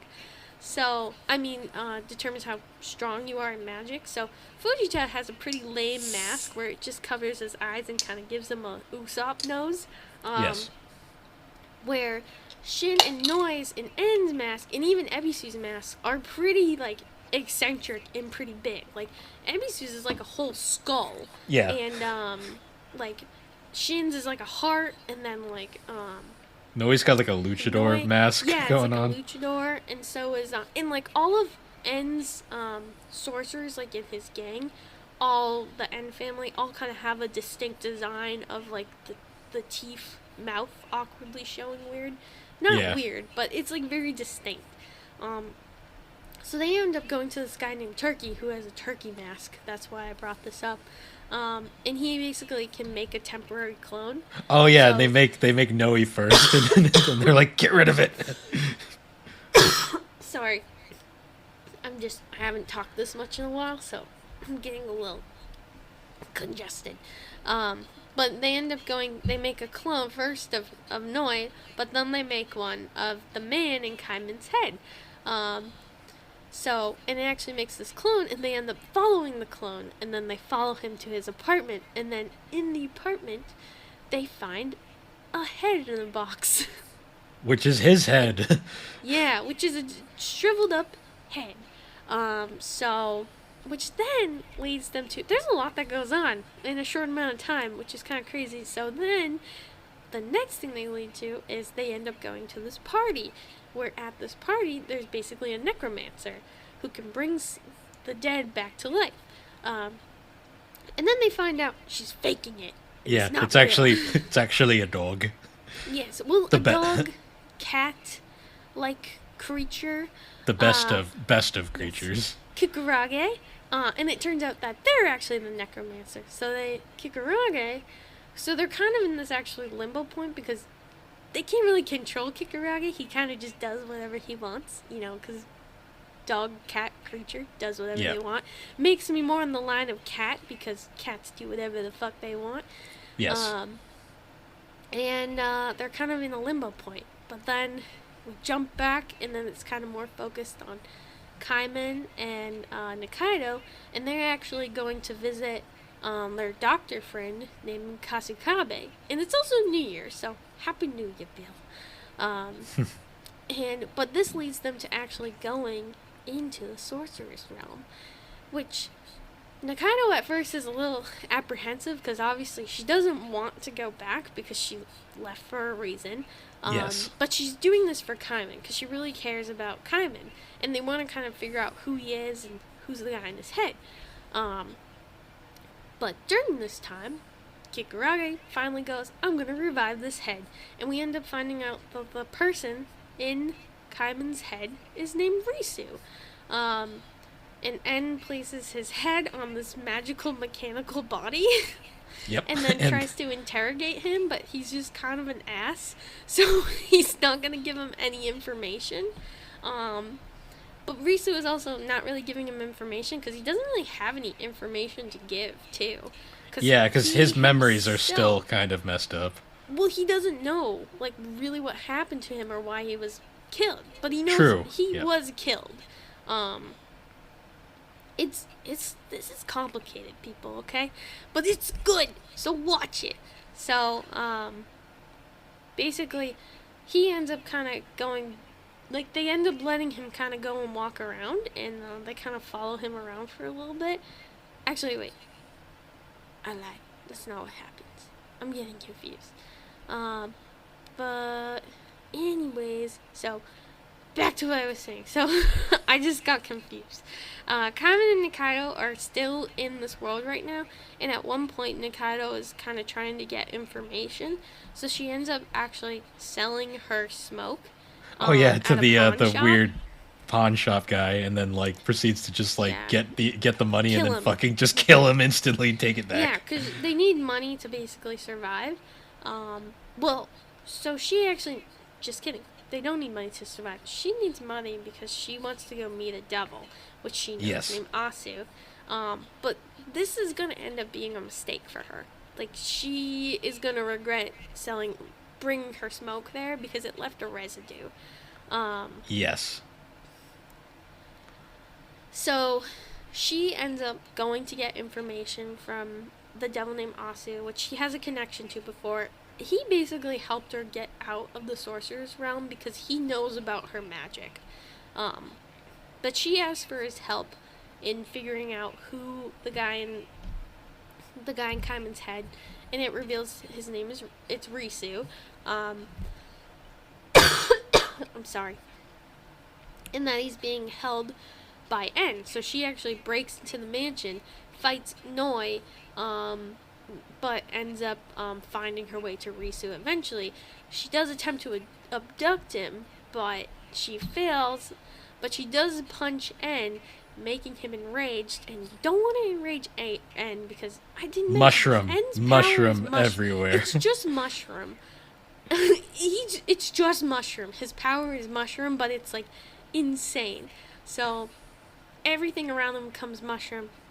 She ends up escaping, but she was close enough to him when he used his power that she has Yeah. basically giant mushroom in her back. A giant mushroom on her back, and they have to kind of flee back to their realm, where their doctor friends kind of help them. Kasakabe ends up coming and helping remove the mushroom. And then you get that great scene back in N's place where like everything's just mushroom and Noe's like, oh god, I gotta stop it before it gets too far. Yeah, like Shin's legs are just tiny mushrooms. It's so funny. Sorry, hiccup. But after that, so Kasakabe basically tells Kaiman that, like, Nakado's a sorcerer, just so you know, because he operated on her. And Kaiman feels kind of betrayed. Yeah, he feels betrayed because, you know, a part of him is like, he's like, I didn't think, like, sorcerers are his enemy, you know, in his mind. And, like, the fact that she's been hiding it, but I think he almost ends up blocking it out. And he does end up, because she gets abducted from her hospital room, and he basically ends up saving her. But the person does claim to recognize Kaiman in Nikaido from the day like that Kaiman appeared. But he does die really shortly after, so they don't really get any information from that. But after that, we kind of cut back to the Sorcerer's Realm, where N ends up buying the pawn shop for more information, and Shin and Noi investigate it. And they also discover that Ebisu sold some of her magic powder there. So they end up finding you know what's funny? I noticed that the second like they were in there. I'm like, oh, that, I could see it in the background. I'm like, hey, that's gonna be important. Yeah. So, and then this episode kind of gets funny. So, Fujita is kind of asking to see, like, he wants another partner, and N's kind of like, nah, can't help you. But he's pretty mad, so he ends up going to the hole, like, for a plot to kind of kill Kaiman with a gun. And Ebisu ends up following along with him, and his plan kind of fails. His plan definitely fails, but he ends up getting himself roped into a baseball game. Oh, the base. Why is there always a baseball episode in these damn animes? It's either a baseball episode or a beach episode, Bill. Or a hot spring episode. Yeah. But they end up playing some baseball, and then so Fujita gets horrified because the first batsman is his partner's rebuilt corpse of his partner, but it's not really his partner too, because it's basically Dr. Kasakabe said it's just a mix of all these random sorcerer parts that he had. So I guess the base is Matsumare, but like not really. It's not really him. He's dead. But what ends up happening is that like he needs to continuously like electroshock him, or like he'll go into a full-on like zombie. Yeah. But Fujita doesn't know that, so he escapes with him, and then it doesn't really work out. So because then we get, but then that's the moment where they accidentally knock what's Skullgirl's name? I already forgot. So it's more of like, so basically in this meantime, they discovered that it was Ebisu's magic powder. Ebisu, yeah. And they release it to kind of show, and it works, so she has reptilian powers. Her reptilian magic, so da-da-da. And it's also later revealed, because at this point, Ebisu's kind of gaining some of her memory back. Like, her brain is kind of coming more into tech. And at one point, it actually does show that, like, Kaiman's head says she's the one. She's the one.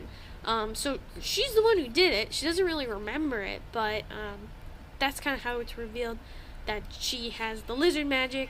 So Noi is kind of like in lizard mode right now. Well, no, what we didn't explain what happened. The scientist was running back, tripped, and threw the vial at her, and that's... Yeah. And then, like, yeah, so she ends up getting covered in it, and then they see... And becomes Big Lizard. Yeah. So, but at some point, elsewhere in the mansion... So that's kind of when Ebisu's head kind of hurts, because she's remembering things. And she ends up... Oh, but she also stole Fujita's smoke-enhancing drink. Yes. And she ends up kind of going crazy. And then Matsumare, who's also on a rampage right now from... like not having the shock treatment, ends up she ends up turning into a dinosaur and like killing him in pieces. And poor Fujita is just so crushed at that point. Nothing goes well for him in this show. No, he struggles, but so kind of going back, no, never mind. So Fujita's depressed, but then so Kaiman and Nikaido are kind of back. We're back over there, and Kaiman goes to the Sorcerer's Realm without Nikaido. He kind of doesn't want her involved anymore. Yeah, he's kind of gone solo at this point. Yeah, he's gone solo at this point, and Nikaido's basically just like, okay, I'm gonna kind of let him do what he's doing. And at the same time, Risu has returned to his apartment, where his head was found, and he's kind of recalling his death, and he's kind of trying to figure out what happened to him. And at the same time, they're also preparing for a really big sorcerer event called the Blue Night Festival, which is basically a day where sorcerers make magical contracts with their partners, by force or willingly, as you will find out later on. So this is kind of where we're in the Blue Night Festival arc, where at one point Shin and Noi both go missing because they're getting targeted by different people to be partners, even though to be partners, even though they want to be partners.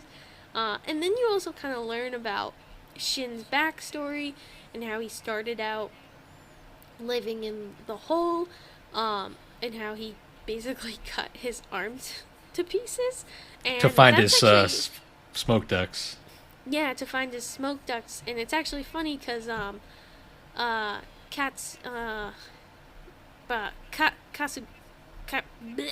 Doctor guy Kasukabe ends up actually finding him and actually ends up helping him with the surgery. And one thing about his character is he's very quirky because he always says, I'm not doing this to help you, I'm just doing this to fuel my research. He's very dedicated. So he ends up helping him, but Shin ends up kind of going to the sorcerer's world after that, and his arms are basically falling apart. They're basically rotting. Because they're rotting off, because they were torn apart. And yeah. So, gross. But you can't just reattach it and expect it to survive. Yeah. But Noi ends up encountering him and actually ends up healing his arms for him. And they end up becoming, friends. BFFs. But we also find out, so Noi, at this point, Noi and Shin aren't partners. And Noi's actually training to become a devil. So it's kind of interesting to learn, okay, so devils are actually once sorcerers that, go through a training and a ritual to become a devil, which is pretty interesting background knowledge. But Noi ends up actually, so at one point in her final part of training, she has to not use magic for a year. And what ends up happening is the two people who are targeting them now at the Blue Night Festival had targeted them before.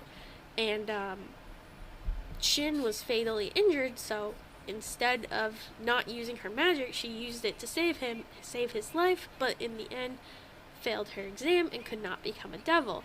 But this actually ended up working out for the both of them because Noi was hired by En and they became partners. So it kind of worked out. So they want to renew their contract, and Fujita also at the same time realized that no one wanted to be his partner, and he only had one applicant, and it was actually really cute because it was Ebisu, and she was all bashful about it. Well, he had two applications, but then he revealed one of them was the one he put in. One of them was himself because he didn't want to get none. But no, he ended up So, but in also the meantime, we jump back to the hole, and basically they kind of, so in this meantime, N's been also, they found when he bought the pawn shop, they ended up They found the residue plus the camera that had the footage. Yeah, so they found the residue of the time magic, and they end up finding out that Nikaido has time magic, which is what N wants. Yeah. So N this whole time has just been searching for a wizard. No, a wizard. You're a wizard, Harry. So a sorcerer with time magic. It's not revealed in the show exactly why, and I haven't found out yet from where I'm at in the manga. But he's been desperately trying to find one, and he ends up going after her, and eventually, kidnapping her and her friends who she was with. But not before she does kick some ass at first, but eventually does not win, and they are attacked. And then her mushroom comes back. Yeah, so the mushroom comes back. And basically, at the same time, Kaiman's kind of been taken in by this pie company. Which are really cute cast of characters. Like, they're just so sweet. They're just helping him out because they just think he's a guy who's, like, tough on his luck. But they end up kind of helping him, though, like, get into like, the Blue Night Festival. And Kaiman's able to get some more info. By pretending to be a dumpling seller or pie seller or whatever. Yeah. But at the same time, so Nikaido's been kidnapped, and ends up basically forcing her through the ritual to become his partner. And you'll see that Shin and Noi are doing it willingly, so they exchange contracts willingly, and Nikaido is basically being forced to by the devils. Meanwhile, what's his name over there's by himself because Ebisu was in the bathroom. Ebisu had diarrhea because she ate a pie off the ground.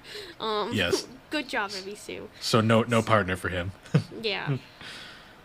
So Nikaido basically gets forced into the contract, and when forced into the contract, the person who's forcing them ends up actually getting control over them. But it takes a little bit, so Nikaido is in prison for a little bit, where she's able to talk to, like, Kasakabe and her friends, while, like, a new mask is being made, and, like, basically, before she's kind of losing her will. Yes. But eventually, she does, and it kind of stinks, so she ends up becoming his partner and his willing partner. But at the same time, Kasakabe and his friends are kind of, her friends are escaping, and they end up actually running into Shin, who ends up helping them out to get out of there. Because he recognized the doctor. And he kind of just wanted to pay him back for helping him back then. But he says, basically, he's not going to help them fully, but he is going to basically tell him, like, you need to, like, just leave. Like, get out of here. This is all I can do to help you, but you need to leave. And at the same time, after that, there's a pie contest. Oh, the best scene in the entire show, in my opinion. So Kaiman finds out, like, he ends up actually seeing in the newspaper that, like, Nikaido is now En's partner. So he is gonna go try and find her. And it's also interesting because you also learn about En's past and how he was a baby who was, like, his parents basically died and someone kidnapped him, and they used him for all his magic, and then he was thrown into hell, and he basically survived into hell, until, like, some devils found him and were like, what the fuck, why is a human down here alive? And that's also why he's kind of, like, the boss of, like, the sorcerer's realm, because he's just that badass. And is a very fascinating character throughout this entire series. Oh, yeah. That's why it's so, like, I love this series because, like, it's two stories going on at the same time, and they're intertwined, but, like, there's not really a bad guy. Like, they both have their own motives and trying understandings, and I think that's what makes the show honestly so the most evil person in the show is Risu. Yeah, so far. But even then, Risu's really not, because he's also has his own story, and he's trying to figure out who killed him. Yeah. So it's really interesting, but this is one of the best parts of the series. So Pie contest. to get into Pieman, is so in order to kind of get into En's compound, he ends up sneaking in with Tamba, who is the pie owner, and he ends up pretending to be his wife. The greatest thing ever. So just imagine Kaiman, fake boobs, and in a skirt and an apron, and it's doing a really so girly voice, but it's still his man voice. It's great. Sorry, I'm dying. It's so funny. And they end up having a cook-off with this other pie seller who was like Asuka. a rival of Tamba. Like, well, they used to work together, his and then ex-wife. So yes. in the anime, I think they just said they're rivals, but she's actually his ex-wife. I'm pretty sure. That makes more sense now. And she doesn't actually make good pie. She just has this magic, which creates this thing called like an angel, and it basically like turns her crappy pies into delicious pies. Magic. Basically, it brainwashes everyone into thinking they're good. It brainwashes them. But eventually, she runs out of magic, and then Tamba just ends up winning because he made a mushroom pie. Well, for no, like, the best part was though, like during the whole like thing while they're all obsessing over there, like Noe and Shin come over and like they're like, "Hey, there's no line over here," and Noe and Ebisu. Oh yeah, right, because Shin's brainwashed too. It doesn't work on the ladies, like Noe and Ebisu, and well, kind of Nikaido, but she's kind of just like brainwashed. But my favorite part is like they're enjoying the stuff from his trail, and then all of a sudden like her magic runs out, and then like En walks over and he's like, "Oh, I have heartburn," because he was eating non-mushrooms, and he looks at the thing and he's like, "All right, I have to try both because I am a fair man." And he's like, Mr. En, sir, I know you only eat mushrooms, so he's like, "I made you this special one made out of portobello mushrooms," and just goes, "Portobello." And he just takes one bite and just goes, "You win." Just walks right off, and it's like, that's the funniest scene in the thing. Hey, he knew his customer. But during this time too, Kaima ends up finding Nikaido. But Nikaido basically tells him, like, "No, I work for En now. I'm En's partner." But really, she's being forced to by the contract. And they actually end up fighting, and at the same time, Risu is kind of going back and trying to figure out, what happened to him, and he's exploring his old town. And he actually goes through a flashback where you end up getting introduced to his friend Aikawa. Aikawa is going to be a very important character later on. Not necessarily right now, but he is very important. But we go back to Kaiman, and Kaiman is basically forced to defend himself against Nikaido, but he doesn't want to fight her back. And it's a struggle between them because, like, Kaiman's still... At this point, Kaiman knows she's a sorcerer, but at the same time, he doesn't want to fully, admit it. And I also forgot to introduce Chota, who is this other character who, like, loves En, and wants to be En's partner, and is really butthurt Nikaido is his partner. He's very camp. That's the nicest way of putting it. He's I love him. He's one of my favorite characters. Oh, he's great.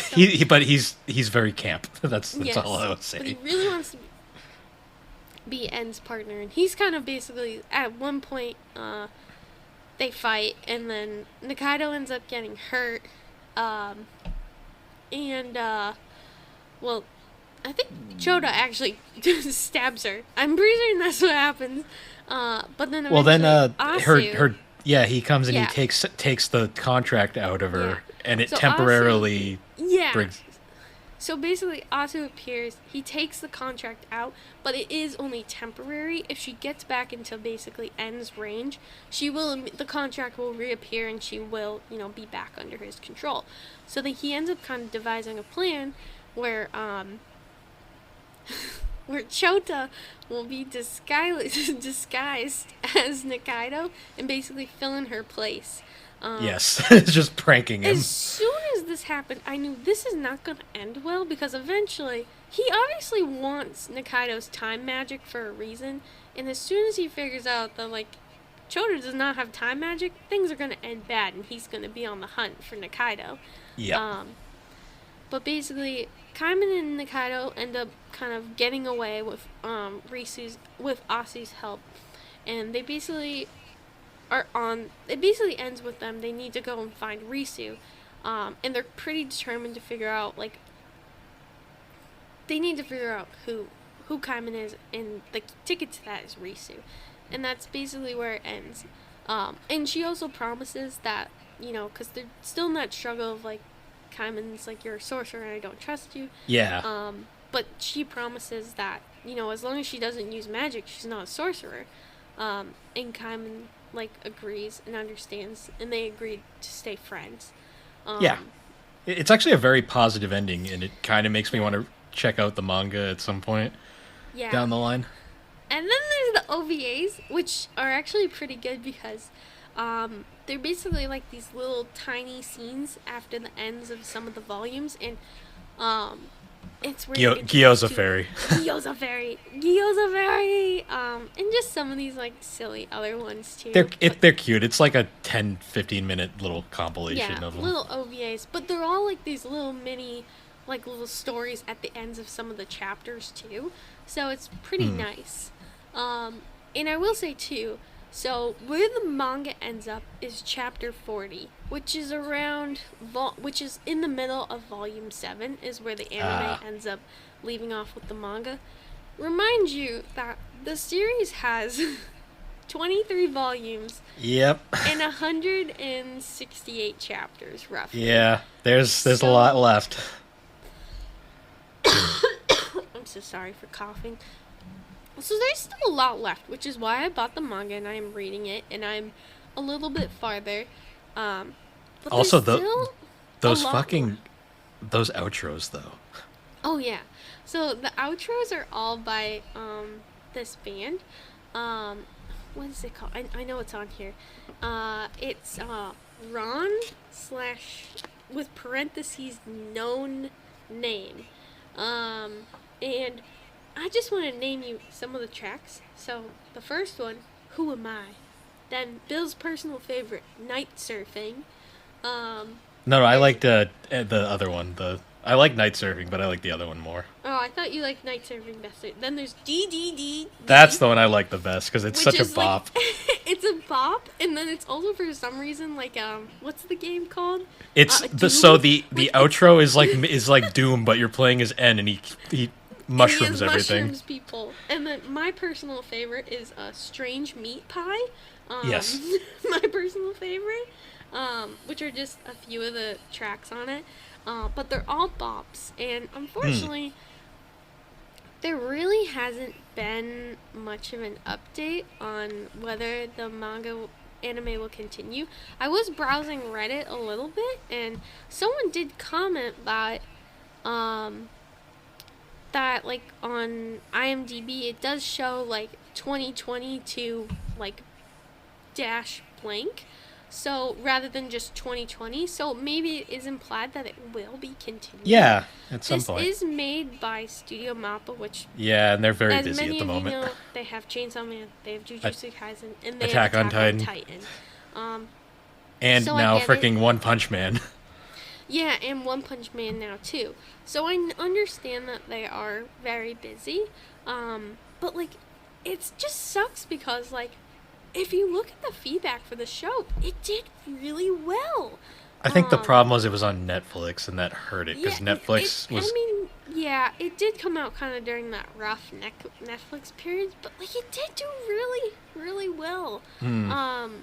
So, but I guess there is some rumors, and I mean these are rumors, there's no guarantee that it's true, that people in the industry have said that there might be a season 2 in the works, and it's just kind of been on the back burner.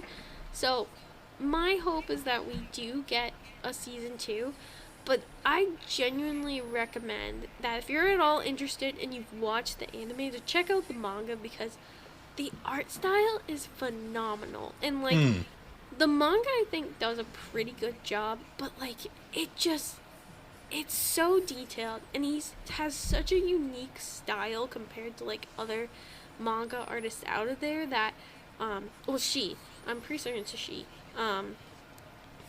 She has a really unique style. Yes, it is a she. She is a she. And I just really recommend it. I've been loving what I've been reading in the manga so far, and I've kind of been just doing it in bits and pieces. I kind of got sidetracked because obviously COVID hit me hard and my head had been killing. But I feel like there's so much, like, I didn't even do it justice, I feel like, because it's a complicated show to explain to people. Yeah, I mean, it shows, because, like, it's complicated, but it makes sense when you're watching it. Like, when you watch it, you kind of get it, and it all kind of works. I guess, wrapping it up now, final thoughts. It's interesting, because, like, both of these shows really good. Like, honestly, I mean, were you, like, pretty hooked on it, too? Yeah, I marathoned it in one go. Yeah. I marathoned both in one go, honestly. Yeah. I'm, like, and this was a show that, like, when I was younger, I would have never picked a show like this. No, not at all. I would have never watched Oshi No Ko as a kid. No, yeah. Like, I would have been, well, I probably wouldn't have watched it after that cold open in all honesty when I was younger. You would have seen Ai's corpse and been like, nope. Yeah. But it's definitely, like, it's a really good story, and I'm really excited. And I also have her next, one of her other works, which is Die Dark.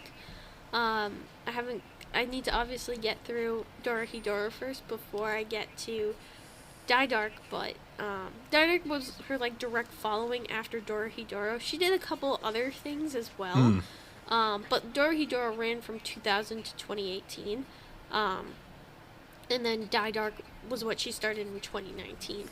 So I can't wait to start reading that, which I've heard is someone described it to me as Dorohedoro but in space. So, oh, lovely. So I'm interested in starting that. But it's definitely a show I recommend. It really drew me in, and honestly, even though the art style isn't perfect for what, like, the manga is, I think they did as best as they could bringing it to life in an anime. Yeah. Because it's a very hard style to recreate. All right. Well, Mushroom Men. We're just about at our time limit, so I guess this is good enough time to wrap things up. I need to go to bed. Yep. So, once again, guys, thanks for joining us on the Gaming and Collecting Podcast. The Gaming and Collecting Podcast can be found on all your major podcasting platforms, particularly Apple Podcasts and Spotify. You can follow us all of our links at linktree/TheBarberRootGames, and if you want to join our Discord server, you can join us at the GNC Podcast Network. It gets cursed there real fast. And I'm sorry that my audio kind of sucks today, and if I'm been too loud, I can't help it. I'm going to edit it down, and no one's going to notice, so don't worry. I will. But anyways, guys, once again, we will see you all later. No, we won't. I'm going to eat some mushrooms and be like Ed, and maybe I'll gain sorcerer powers. Do you think that will work, Bill? All right. Do you think Bye-bye. it will work? No! Answer me! I'm ending the recording now.